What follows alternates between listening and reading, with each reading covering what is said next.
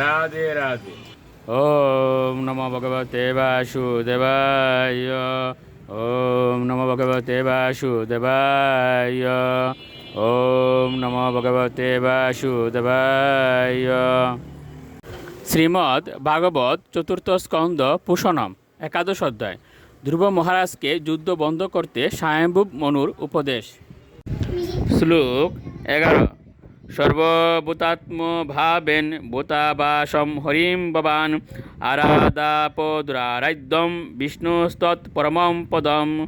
অনুবাদ: ভগবান শ্রীহরির ধাম বৈকুণ্ঠ লোক প্রাপ্ত হওয়া অত্যন্ত কঠিন, কিন্তু তুমি এতই ভাগ্যবান যে সমস্ত জীবের পরম ধাম শ্রী ভগবানের আরাধনা করার ফলে তুমি ইতিমধ্যে সেই ধাম প্রাপ্ত হয়েছ। শ্লোক 12। সতম হরেরনুদাতস্তৎ পুংসামপি সম্মত কতম তব দম কৃতবাননুশিক্ষণ শতামব্রতম। অনুবাদ: যেহেতু তুমি ভগবানের শুদ্ধ ভক্ত, তাই ভগবান সর্বদাই তোমার কথা চিন্তা করেন এবং তুমি তার অন্তরঙ্গ ভক্তদেরও মান্য। তোমার জীবন হচ্ছে আদর্শ আচরণের নিমিত্ত, তাই তোমাকে এই প্রকার নিন্দনীয় কার্যে লিপ্ত হতে দেখে আমি অত্যন্ত বিস্মিত হয়েছি। শ্লোক 13। তিতিক্ষয়া করুণয়া মৈত্রা চাকিল জন্তুষু সমত্যঞ্চ সর্বাত্মা ভগবান সম্প্রসীদতি। অনুবাদ: ভক্ত যখন অন্যদের প্রতি তিতিক্ষা, দয়া, মৈত্রী এবং সমতা প্রদর্শন করেন তখন ভগবান সেই ভক্তের প্রতি অত্যন্ত প্রসন্ন হন। শ্লোক 14।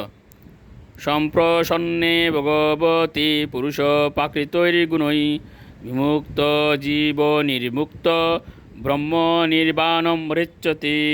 অনুবাদ: কেউ যখন প্রকৃতপক্ষে পরমেশ্বর ভগবানকে প্রসন্ন করেন, তিনি তার জীবদ্দশাতেই স্থূল এবং সূক্ষ্ম জড়বস্থা থেকে মুক্ত হয়ে যান। এভাবে জড়া প্রকৃতির সমস্ত গুণ থেকে মুক্ত হয়ে তিনি অন্তহীন চিন্ময় আনন্দ প্রাপ্ত হন। শ্লোক 15।